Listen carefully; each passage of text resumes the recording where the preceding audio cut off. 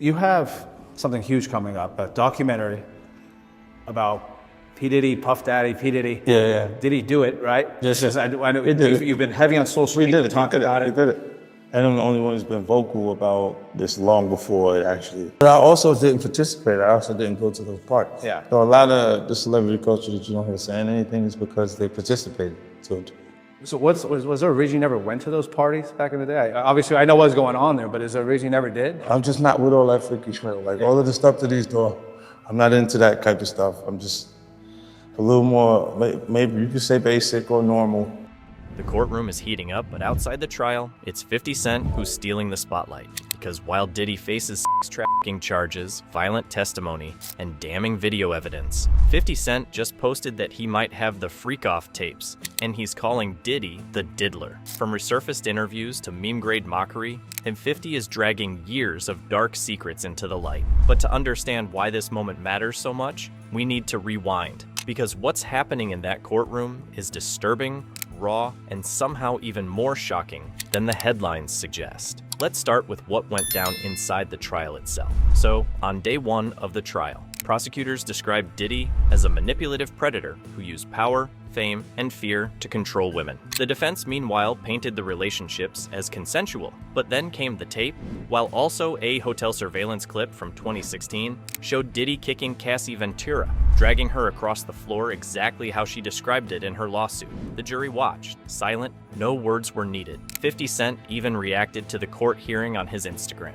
Then Cassie took the stand. Her testimony wasn't just emotional, it was brutal. She detailed being forced into drug-fueled sex parties, what insiders now call freak-offs, where she felt more like a sex worker than a girlfriend. The defense tried to discredit her with texts and the $20 million settlement from 2023, but Cassie held her ground, saying she'd give back the money just to undo the trauma. But what really caught the internet off guard was what 50 Cent said next. In a resurfaced interview, 50 claimed he received intimate tapes involving Cassie. Not gossip, not rumor, tapes.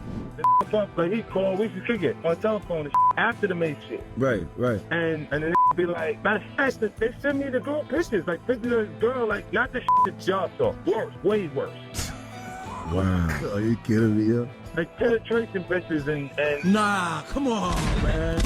Come on, Phil. all that. And I called him. I said, yo, you with this girl? Like, you really, like, you like her like that? And he was like, yeah, Judge, that's my girl. I'm like, all right, I'm gonna send you stuff. You look at it, you call me back. I sent him the photos, the pictures and everything.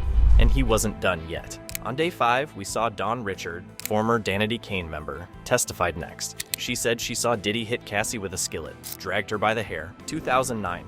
She kept quiet like so many others because she feared retaliation. And then came the FaceTime incident. Now, court transcripts revealed Cassie's now husband, Alex Fine, unknowingly FaceTimed her in the middle of her being intimate with Diddy. The conversation? Painfully awkward and completely raw. The convo was something like this. Combs Estevao said, "What did you write, Ventura?" "I wrote, I do love you. I would just prefer not being one of your girlfriends. Let's get up tomorrow night. I'll do studio from 6 to 9. Estevao. He writes, "Can I hold you, or are you just going to break up with me?" Combs Estevao. And you write back, "We can embrace LOL. And you wanted to hug him, right?" Ventura. "That's what I said." Estevao. "Did you have sexual intercourse with Mr. Combs that night?" Ventura. "I did." Estevao. "And during that, your now husband FaceTimed you?" "Yes." Combs Estevao. "Your now husband didn't know you were with Mr. Combs at the time?" Ventura. "I don't know what he knew." Estevao. "Later he discovered it?" AUSA. "Objection. Judge overruled." Estevao. Your husband, you were raped." Ventura. "Not that evening. This wasn't just about abuse. It was about total control." By now, even the courtroom was struggling to process the magnitude of what was happening. But outside that courtroom, 50 Cent was already 2 steps ahead.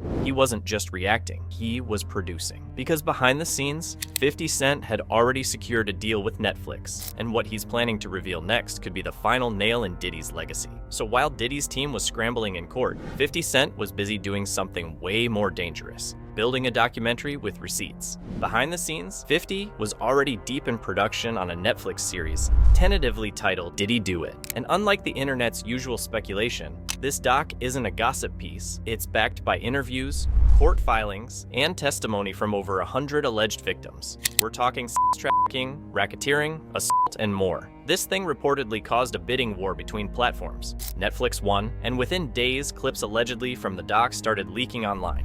Will be exposed. I mean, when I walk in, I definitely take pride in being the originator of the preparation of the sex. Little things that I personally like. A lot of ladies, right?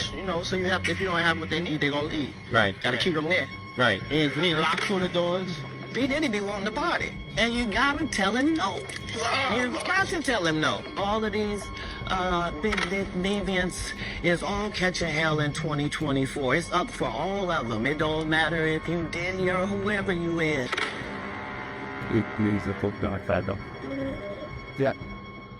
Now, 50 didn't just hop on the trend. He claims he knew about this stuff long before it went public. In one podcast clip, he even says Diddy's crimes were like an octopus with too many arms. Chaotic, hard to follow, and nearly impossible to contain.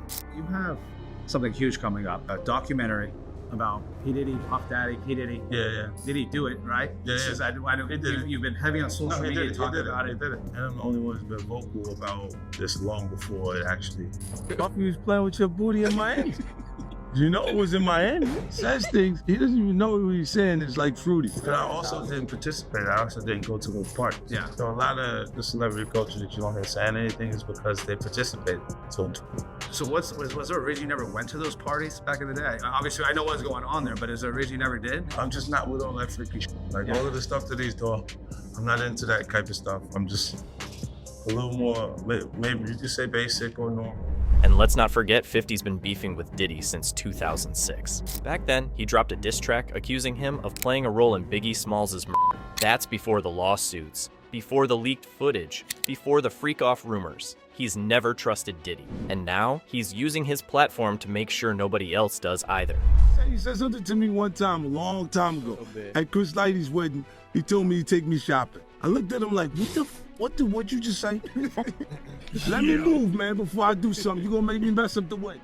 According to 50, it wasn't just the allegations, it was Diddy's whole vibe. The unsolicited invites, the shady parties, the unsettling energy. Combine that with years of rumored exploitation and alleged blackmail tactics, and suddenly, the trolling feels strategic. In fact, one of the reasons 50 keeps roasting Diddy is because no one else will. He claims the industry stays quiet out of fear. Fear of being implicated, fear of being on one of Diddy's infamous tapes, fear of being labeled, which brings us to the freak-off tapes. The only confirmed one so far was played in court. It involved Diddy and Cassie. It was graphic, so graphic in fact, that the public couldn't see the full footage, but jurors did. But the rumors don't stop there. Last year, talk started bubbling about secret tapes circulating behind the scenes, ones allegedly being bought by celebrities to keep them out of the public eye. Ariel Mitchell Kidd, an attorney for one of Diddy's accusers, confirmed she was contacted about the sale of one of those tapes. Heard about the tapes. Yeah. The shopping thing is. Yes, there already have been tapes leaking around Hollywood, being shopped around to individuals in Hollywood. But one particular person contacted me to shop a particular video they were in possession of, and to contact the person who was in the video to see if they were interested in purchasing the video before it became a public knowledge. I've heard this before, so like a catch and kill. Catch and kill, correct. Wow. Can you, and I guess you can't reveal the person who is on. No, I can't explain who the person was, but High profile? Mr. Combs was in the tape, and this other person is, I would venture to say, more high profile than Mr. Combs. Really? And while 50 hasn't directly said he owns any of these tapes, his trolling, it gets specific. Too specific. From mocking Diddy's anatomy in court documents, to joking about blackmail parties and lubricant raids, 50 is basically waving the red flag without naming names.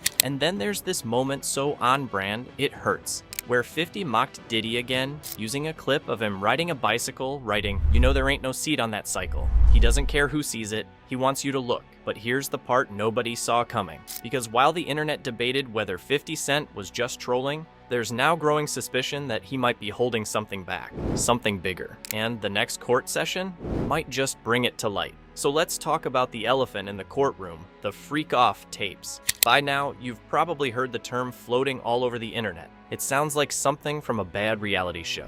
But in Diddy's federal trafficking trial, It's very real. And even worse, it's evidence. One of those tapes, a private video involving Diddy and Cassie, was actually played for the jury. Court records confirmed it was graphic, private, and disturbing enough that the public wasn't allowed to view it. The judge ruled it relevant to support Cassie's testimony that she was coerced into those so-called multi-day freak-offs. Now, here's where things get messy. 50 Cent hasn't directly claimed he owns any unreleased footage, but according to multiple posts, memes, and interviews, he might be teasing something bigger. He's been trolling Diddy so relentlessly, people are starting to wonder if he's sitting on actual tapes that haven't come out yet. Baby oil. It should start looking gray if you ain't got nothing on it. Got the new baby oil, boy. Yeah. Say baby oil. Nigga, you ran through 8,000 jars of them in prison, man. Oh, man, he was ashy Larry. Okay. Relax. Man, I still got everybody looking. He posted AI renders of Diddy in a baby oil pool. He clowned court documents that mentioned Toozy roll levels of lubrication. He even posted, "That's why he in the corner masturbating," with a laughing emoji, dragging the court documents into meme territory. Now 50 has built his entire persona around not being afraid. Not of Diddy, not of backlash. And now that the trial's in full swing, the timing of his Netflix documentary lines up almost too perfectly. In fact, that's part of what makes all this hit harder. This isn't a guy hopping on a trend. 50's been poking the bear for over a decade, and now that the bear's trapped in a courtroom cage, he's doubling down with everything he's got. But there's one more twist, something the media hasn't touched yet, because rumors are swirling that the next court session might reveal a brand new tape. Not one we've heard about, not one that's been trolled. Something fresh, something sealed. And based on how confident 50's been acting, there's a real chance he already knows what it is. And here's the deeper reality. 50 Cent might not need to testify, because at this point, his documentary might do more damage than any court appearance could. It's not just court docs and interviews, it's a cultural shift. People who never cared about these cases are now watching reels, reposting memes, asking questions. So where does this all go from here? Do you think 50 Cent should testify? Do you believe he's holding unreleased tapes? Or is the documentary enough to finish the job? See you in the next one.